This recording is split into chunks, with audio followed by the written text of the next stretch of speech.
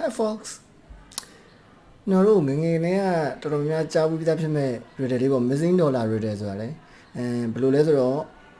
hotel ခန်းကရှင်းကြရတယ်ဧည့်သည်3ယောက်မန်နေဂျာကနေပြောတော့ကြတော့$30ကျတယ်လို့ပြောလိုက်တယ်ပြောတော့ကြတော့ဧည့်သည်3ယောက်ကတယောက်ကို$10စီထုတ်လိုက်တယ်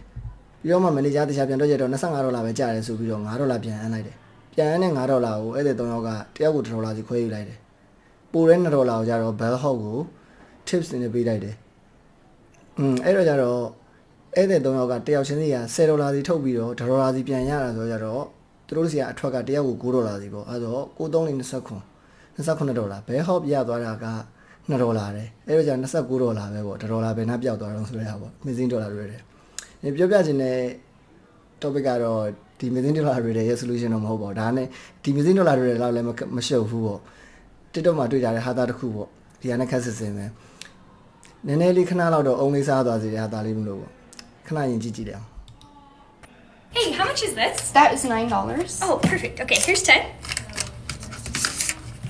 Would you dollar And how much is this? That is $2. Okay, here, perfect. Thank you. Wait, you still owe me $1. How much do you have? $11. Perfect. This is 9 and this was 2. That's 11. Okay. သူကဘယ်လိုမျိုးလဲဆိုတော့ customer က$10နဲ့ရောက်လာတယ်ပြောမုံတော့တစ်ခုကိုယူရယ်$ဆိုတော့ကြတော့ cashier ကနေပြီးတော့$ပြန်အမ်းတယ်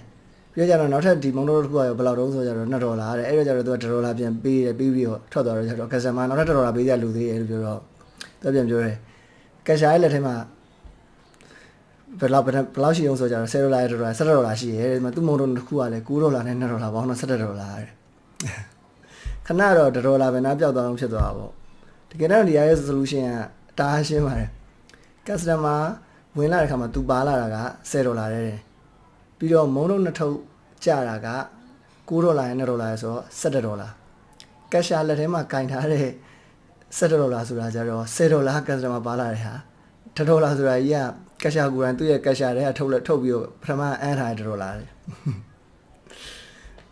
အားရှုပ်ထွေးရမို့ပါခဏတစ်ပြုတ်လေးပေါ့ပါလေးနဲ့ခေါင်းခဏလေးစားသွားတဲ့ဒီဟာသားလေးမလို့လာပြီး sharing လုပ်တာပါ Thanks for watching see you later alligator